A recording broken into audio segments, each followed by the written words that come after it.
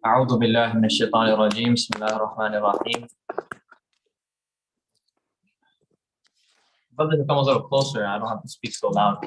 Inshallah. Or there's some sister listening. Shall I put a mic? Yeah,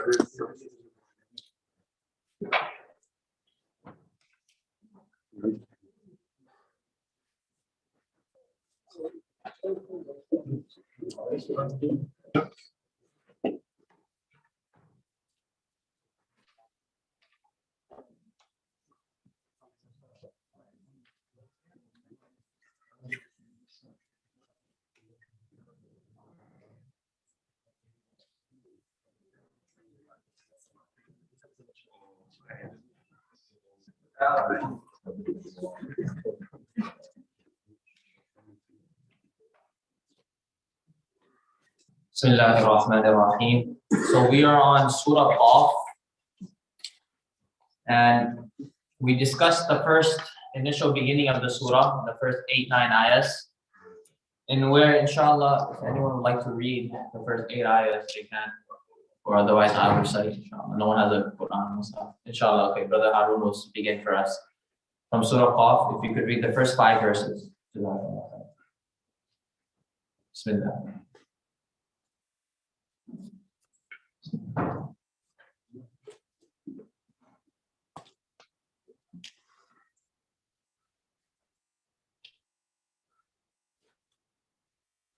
It's Surah number 50. And we are on from 1.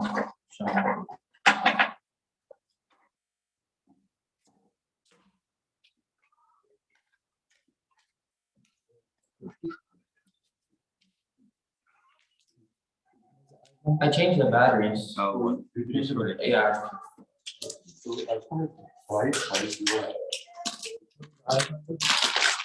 We're starting from 8, but inshallah, Brother Harun will read the first 5 ayahs so we can recap real quick so we can understand the meaning when we continue. أعوذ بالله من الشيطان الرجيم. بسم الله الرحمن الرحيم.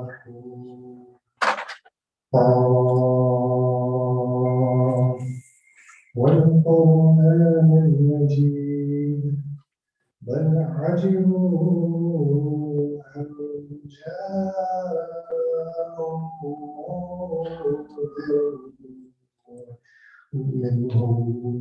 منهم فقال الكافرون هذا شيء عجيب أإذا متنا وكنا ترابا ذلك رجع بعيد قد علمنا ما تنقص الأرض منهم وعندنا كتاب حكيم بل كذبوا بالحق لما جاءهم فهم في أمر مريج أفلم ينظروا إلى السماء فوقهم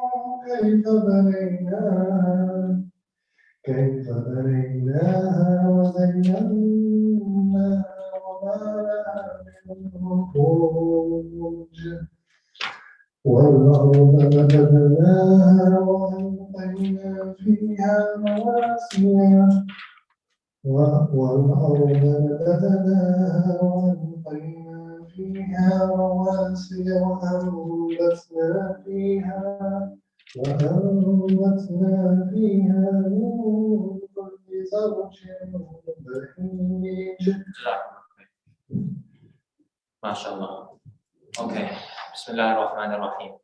So the surah, we know, it starts off as Qaf wal Quran al Majid. Allah subhanahu wa ta'ala swears by the Quran, the majestic Quran, that Quran that is above all error, that Quran that is not like any other kitab, because the author of this book is Allah subhanahu wa ta'ala.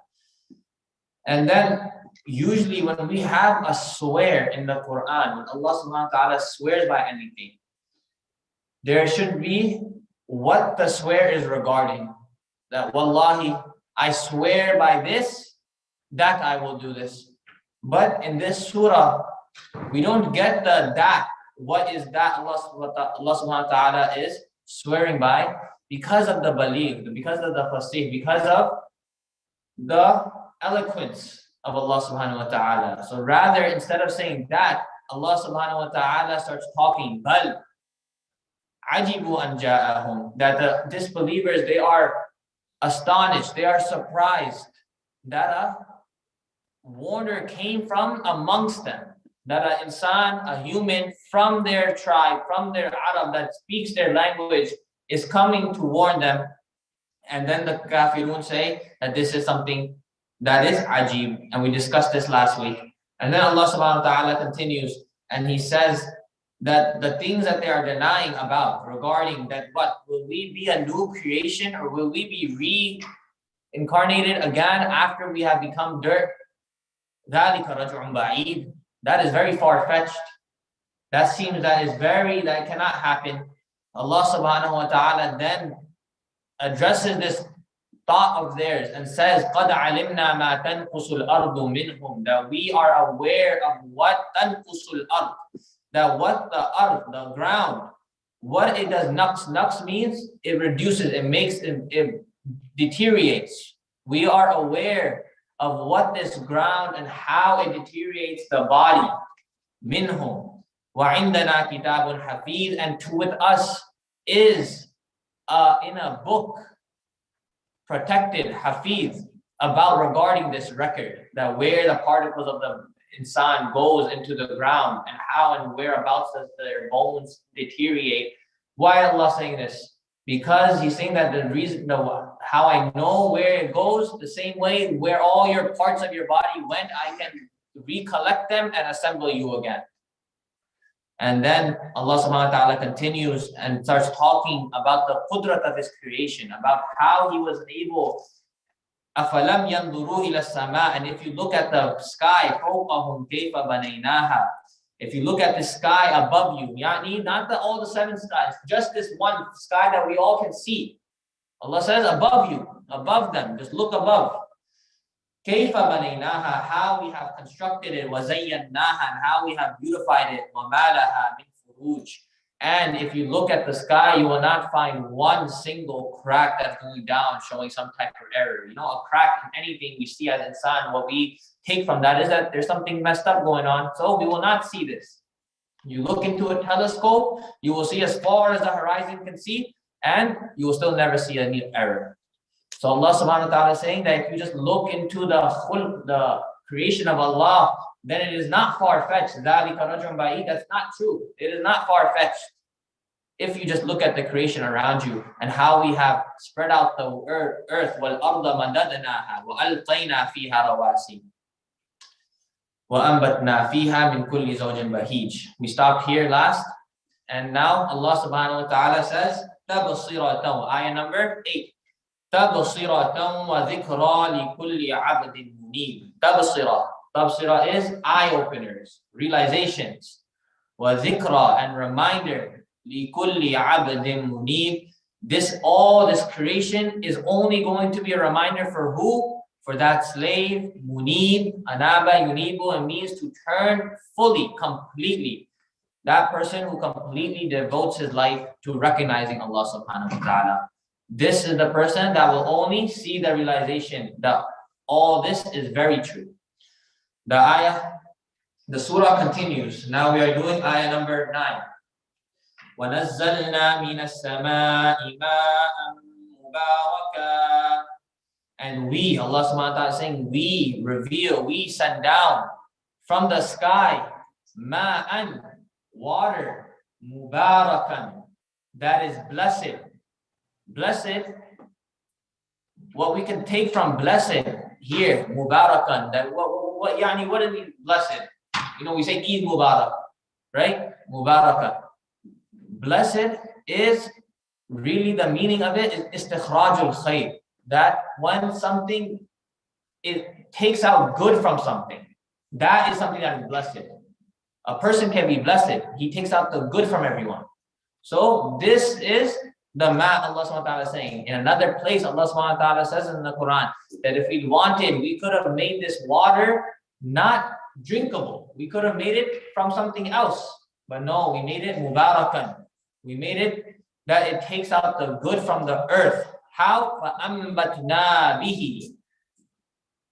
This water, it goes into the ground, and bihi jannat, and from it comes out two things Allah subhanahu wa ta'ala says that comes out from this water. فَأَنبَتْنَا بِهِ جَنَّاتٍ وَحَبَّ الْحَصِيدِ. That comes out from it two complete things. Allah subhanahu wa ta'ala is saying the end, the conclusion of what water does for the earth, the best thing that it does. It comes out jannat. Jannat are gardens, and not just gardens, those gardens that naturally come out, and from them fruits and trees that give fruits. وَحَبَّ الْحَصِيدِ. And the second thing that water does is it gives grains. Hab is grains, seeds, harvest. Hasid is that it's already harvested. It is ready to be harvested. وَحَبَّ الْحَصِيدِ. This is what Ma'am Mubarak. Allah subhanahu wa ta'ala is explaining how He had bestowed us this blessing of Ma'. And then He continues about the blessings of Ma'am Mubarak. وَالنَّخْلَ بَاسِقَاتٍ لَهَا طَلْعٌ نَضِيدٌ. وَالنَّخْلَ, nakhl is date palm trees, date trees. Basiqat is the mawsuf, the sifat, the quality of what? Tall, high date palm trees. Laha qal'un nadid, and from it comes arranged clusters of fruits. Yani saying that not just one fruit or two fruits, but clusters of fruits on top of each other. Ba'duhum fawqa ba'd, that there's so many fruits that come out from just one branch. Allah subhanahu wa ta'ala is describing this by saying qal'un nadid. In arranged clusters, these fruits or these dates, they come out of these trees. Now Allah subhanahu wa ta'ala continues after describing all the marvelous creation that He has given for us to benefit from. Rizqan lil ibad wa ahyayna bihi baldatan mayta kadhalika al khuruj. Why has Allah subhanahu wa ta'ala give it? As a provision, as a sustenance for ibad. Ibad is for kullu insan, everyone. We are all slaves of Allah, whether we believe in Allah or not. Whether we believe that Allah is the one that created us or not, Allah subhanahu wa ta'ala directs ibad as all His slaves, as a provision. وَأَحْيَيْنَا بِهِ بَلْدَةً مَيْتًا وَأَحْيَيْنَا بِهِ. And we make alive. Bihi, ha is going back to the map, the water. That we make alive through the water. بَلْدَةً مَيْتًا, land that was barren, it was dead. It had nothing, not even a single, not even grass. Grass doesn't give us much benefit, but it's greenery. It's sign that is dirt underneath. So Allah subhanahu wa ta'ala is saying that that land that was so barren that it had nothing in it. This map, if we look at the seed, it's under the ground, right? And then the water is what somehow, through the qudrat of Allah, that this very small seed sprouts and comes out a very big tree. So Allah subhanahu wa ta'ala is saying that barren land we made alive through water. كَذَلِكَ الْخُرُوجِ.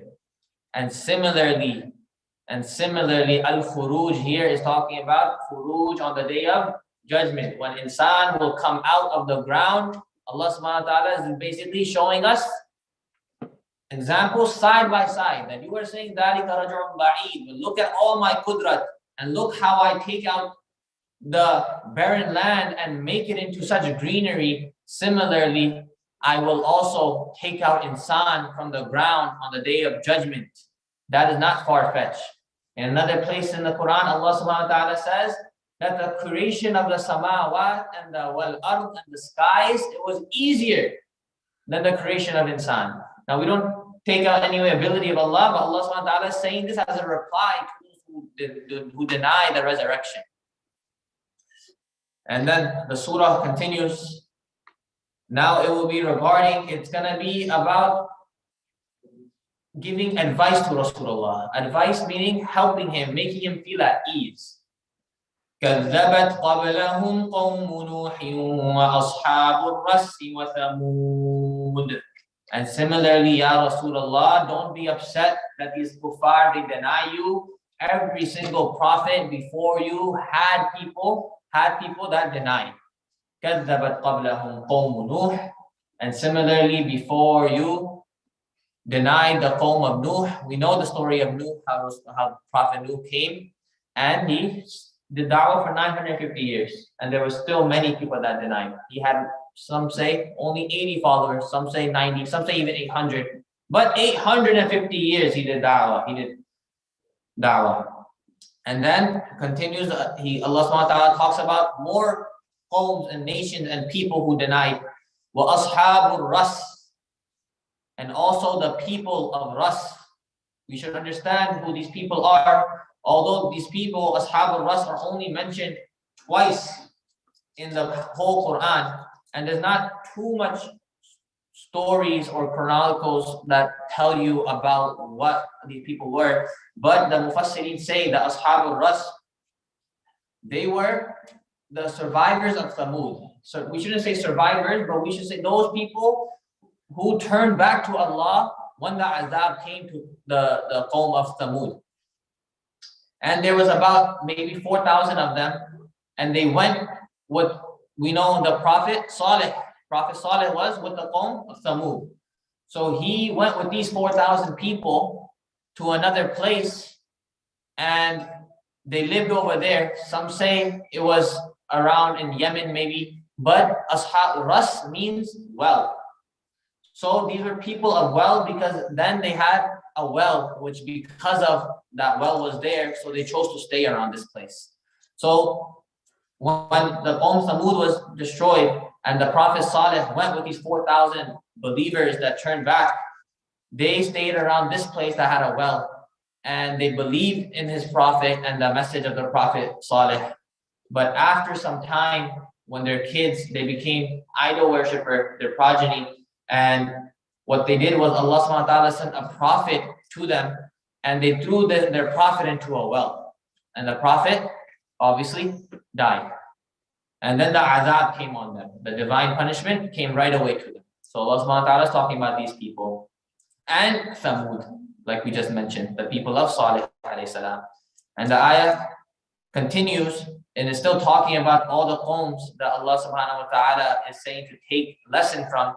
وَعَادٌ وَفِرْعَوْنُ وَإِخْوَانُ لُوطٍ. And how also the people of Ad, they disbelieved. This is all going back to كَذَّبَتْ. They also disbelieved. And وَفِرْعَوْنُ. Over here, Mufassirin, they say that Fir'aun, his name, he's an individual. He's the only individual here that is mentioned. Everyone else, there was a qawm Nuh. Ashab is a bunch of people. But over here, Allah subhanahu wa ta'ala, he says, and how we destroyed Fir'aun. Why? Why did Allah only mention Fir'aun? Mufassirin, they say, it comes in Ibn Kathir, that Fir'aun, he was such a tyrant, he was such a zalim, that he had such a domination on his people that they had been almost like you could say brainwashed, that they felt that they had no independence. They didn't have any free will to choose on what they believed in.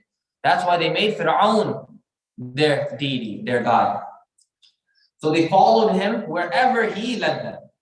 That is why he alone was held responsible for the deviation and for the deviation for his people. So wherever there exists the freedom of will and action for a nation, then Allah subhanahu wa ta'ala will hold a person accountable according to his freedom of will.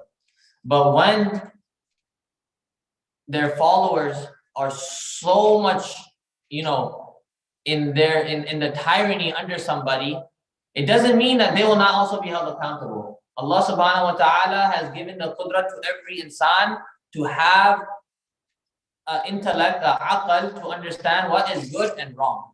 So Allah subhanahu wa ta'ala mentioned Fir'aun here by himself to show that this fact that how much of a zalim he was, that he deviated his people. And wa ikhwanu Lut. Ikhwan here means brother, the brother of Lut, but it is his community, his people. Ikhwanu Lut, the people of Lut. How Allah subhanahu wa ta'ala is talking about how they also denied. And it continues on verse number 14. وَأَصْحَابُ الْأَيْكَةِ وَقَوْمُ تُبَّعٍ. And also the dwellers, ashab, the people of Aika. Aika is a dense bush, a dense place, dense forest. So these were people that used to be in the jungle, the dwellers of, and they also denied. And they were, people say they were the people of Shu'aib, alayhi salatu wasalam. And وَقَوْمُ تُبَّعٍ. وَقَوْمُ تُبَّعٍ over here. This is talking about the nation that was resided in Yemen. Tubba were the people, the kings that were known, the kings of Yemen, they were called Tubba. So there's a story regarding this. If we go over it now, then I think the time will finish. But inshallah, we should learn about the Qawm Tubba, who they were. They are also mentioned in the Quran only 2 times. And they were people that the king Tubba himself, he was not someone that would deny Allah. He was a believer. He was a Muslim. But his people afterwards, they ended up denying. كُلٌّ كَذَّبَ الرُّسُلَ فَحَقَّ وَعِيدٍ. When we finish the ayah, and then we'll come back, inshallah. كُلٌّ كَذَّبَ الرُّسُلَ فَحَقَّ وَعِيدٍ. And similarly, every single person that has denied the prophets, the messengers, كُلٌّ كَذَّبَ الرُّسُلَ فَحَقَّ وَعِيدٍ. So what did Allah subhanahu wa ta'ala do? We manifested, we made it into being. We justly so brought our promise upon them. Wa'id here is promise. Wa'ad is also promise. But wa'ad is usually for a good promise when it comes from Allah subhanahu wa ta'ala. I recited in the salah as well. There was a wa'ad for the people of Jannah, that Allah's promise has become true. But wa'id is a promise that is for punishment. So Allah subhanahu wa ta'ala says that promise, it will definitely come and we will manifest it. فَحَقَّ وَعِيدٍ. أَفَعَيِّينَا بِالْخَلْقِ الْأَوَّلِ. This is ayah number 15.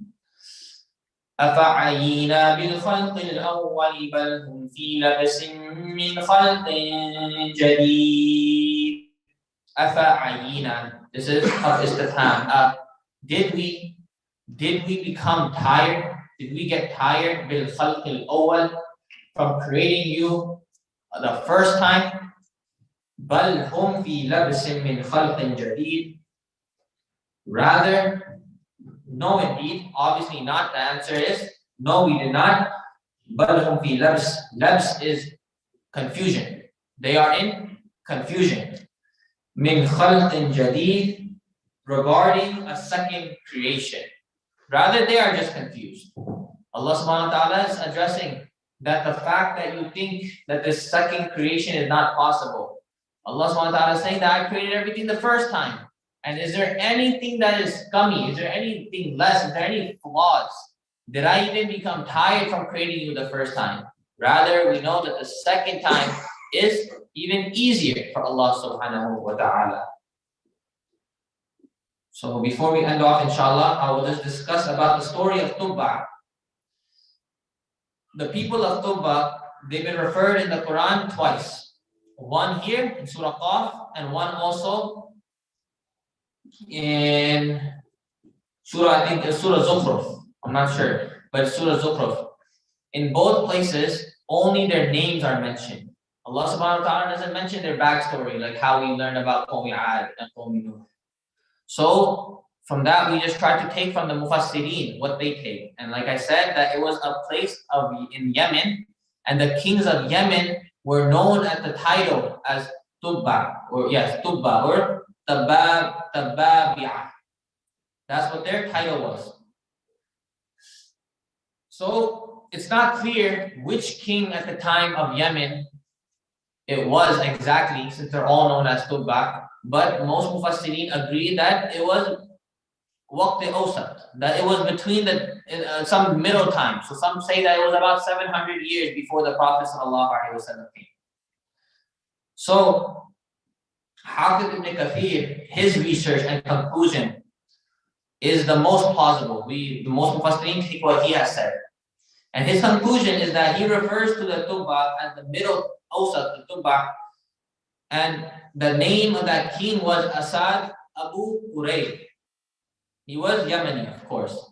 And this king, he ruled 700 years before the Prophet ﷺ, and he ruled for the longest. And during his journey, during his conquest, he went on to many, many different regions and conquered.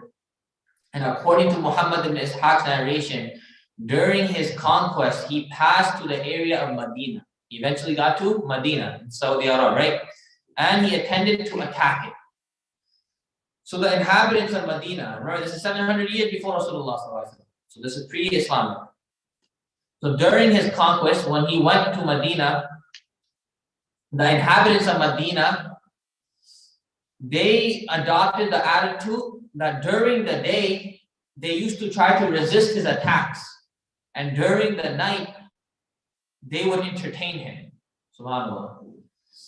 And he felt embarrassed and he abandoned the intention of fighting them. So he said that I will not try to conquer this land, this region. So during this period where he was around Medina and at the night he was being entertained, two Jewish rabbis, they warned him that this was the place of migration of the final prophet, sallallahu alaihi wasallam. And we know the rabbis at that time, they were on the haqq. They were the followers of Musa alayhi salam, right? So they believed in the Tawheed, they believed in the oneness of Allah. That is why they had these understandings as well from their prophets. Those who really, the rabbis are also, in our word, we call them Islamic scholars, right? So Jewish rabbis, Islamic scholars. So these Jewish rabbis, they told them that this is the migration of the final prophet of Allah, sallallahu alaihi wasallam, and that he would never be able to prevail this city. So then he was persuaded and he left Medina and he went back to Yemen with these two rabbis. So the rabbis, they invited him to embrace the religion of Musa alayhi salam, and he did accept it. And as a result, all his people were also influenced by him, and they too embraced the religion of Musa alayhi salam.